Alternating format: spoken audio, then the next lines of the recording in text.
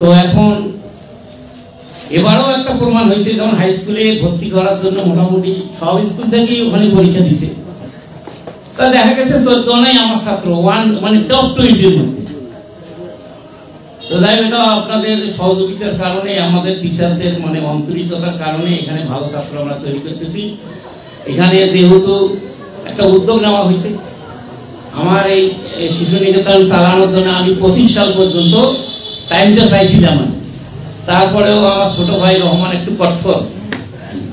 তো যাই হোক আমি ছেড়ে দেবো, তবে অল্প আর একটু সময়, 26শে মার্চের আগে আমি ছেড়ে দেবো স্কুল। এটা আপনাদেরকে জানাইলাম। আর এখানে একটা প্রতিবন্ধী স্কুল আছে, প্রতিবন্ধী স্কুল ব্যাপারে আমি একটা বৈষম্যের শিকার হয়েছি, সেটাও আপনারা বড় কথা লোক জানা দরকার। এখানে বেশ কিছু টিচার নেওয়া আছে এবং আমার জমিও কিনে আছে।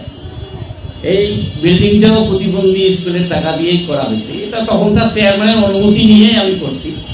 যাই হোক এখন যেহেতু এটা অন্য কাজে ব্যবহার হচ্ছে, আমার ছোট ভাইদের বলবো, আমার সহপাঠী দোস্ত আব্দুল হাইকেও বলবো, যদি এরা এটা কোনো কাজে ব্যবহার করতে পারে, এটা একটা মূল্য ধরে দিলে আমি প্রতিবন্ধী স্কুলটা ওখানে করতে পারবো আর কি। এটা আবেদন থাকলো আর কি। হ্যাঁ, এটা বেশ কিছু টাকা আমি এখানে ওয়াশ ব্লক একটা করছি, এইটা বিল্ডিংটা 6টা রুম করছি।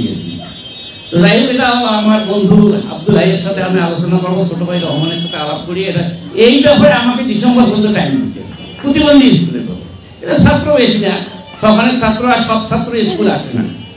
হ্যাঁ, ওই টাইমলি আনা হয় তাদের, আর কিছু বাচ্চা এখানে লেখাপড়া করে, তাতে মনে করেন যে অন্য কার্যক্রমের কোনো সমস্যা হবে না। এইটা আমি ডিসেম্বরের মধ্যে এটা শিফট করবো প্রতিবন্ধী স্কুলটা, আর আগামী 26শে মার্চের মধ্যে আমি শিশু নিকেতন শিফট করবো। এই ব্যাপারে আপনাদের কমিটমেন্ট করলাম, যেহেতু এটা ওরা আবেদন করছে আমার কাছে এটা ছেড়ে দেওয়ার জন্য, আমি এটা ছেড়ে দেবো।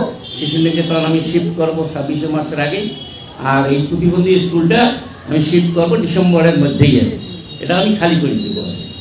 এ ব্যাপারে আমার ছোট ভাই রহমানের সাথেও কথা হবে, দোস্ত আব্দুল হাই আমার সহপাঠী বন্ধু, দীর্ঘদিন পর একসাথে হয়েছি। আমার দোস্ত দীর্ঘদিন আমার সাথে কথা কয় না, ওই বললাম না এক দল আর এক দলের সাথে কথা কয় না। তা আমি মনে করি যে এখন অন্তত পক্ষে আমরা একখানে চলি না, কেন কে কোন দল করে করুক। আজকে যে আমরা এখানে অনুষ্ঠান করতে পারতেছি এর জন্য আমরা খুশি হয়ে যাই, আলহামদুলিল্লাহ। যাই হোক, এর আগে এরকম কোনদিন অনুষ্ঠান আমরা করতে পারিনি। কারণটা হলো এই দেশে ছিল একনায়কতন্ত্র, এই কারণে এর আগে আমরা একসঙ্গে বেড়াইতাম, মাঝখানে একনায়কতন্ত্রের কারণে ভিন্ন হয়ে গেল। দোস্ত আমার বললো যে অনেকদিন পর দেখা হলো, কি কারণটা? কারণ আগে তো আমরা আজকাল বাঁচি থাকতে সবসময় বেড়াইতাম, ডাকা হইতো, চা খাইতো, সবাই সব এলাকার লোককে ডাকতো, খেলাধুলা খেলতো। তখন এখানে ক্লাব শুরু ছিল। যখন আজকাল স্যার চলে গেলেন তারপরে থেকে কিন্তু এখানে ক্লাব মোটামুটি ওই স্কুল হয়, সে স্কুল হয়, কলেজ হয়, হ্যাঁ ক্লাব বন্ধ হয়ে যায়। এর কারণে খেলা এখানে মাঠের কারণে খেলা বন্ধ হয়নি, এই ক্লাবের কারণে খেলা বন্ধ হয়ে গেছে। কারণ এই ক্লাবটা ছিল অনেক আগে শুরু। কারণ আমরা ধর ছাত্র জীবনে দেখতাম, আমি নিজে প্লেয়ার ছিলাম হাই জাম্প, আমরা ফার্স্ট আছি হাইট দিয়ে হাতিবান্ধা পর্যন্ত, ফার্স্ট হওয়ার পর রংপুর গেছিলাম খেলতে, আমি ফার্স্ট দিলাম। যাই হোক এই ক্লাব থেকেই খেলা শুরু হয়েছিল, বল খেলা হয়েছিল এই ক্লাব থেকে। আমরা রংপুর পর্যন্ত দেখতে যাইতাম, কেউ খেলে কেউ দেখি উপভোগ করে, তাই এটা তো নিয়ম, কেউ খেলবে, ছেলেপেলেরা খেলবে, আমরা বয়স্করা এখন বয়স হয়ে গেছে, দেখি উপভোগ করবো বাসায়। কারণ বাসার সুবিধ সময় কাটে না, বসে দেখি সময় কাটে। মা বন্ধুরাও দেখতে পারবেন, এখন খেলাধুলা আসলে আমরা জায়গা করে দেবো, আপনারাও আসবেন দেখবেন। খেলাধুলা খেলতে দেখলে আগ্রহ বাড়ে।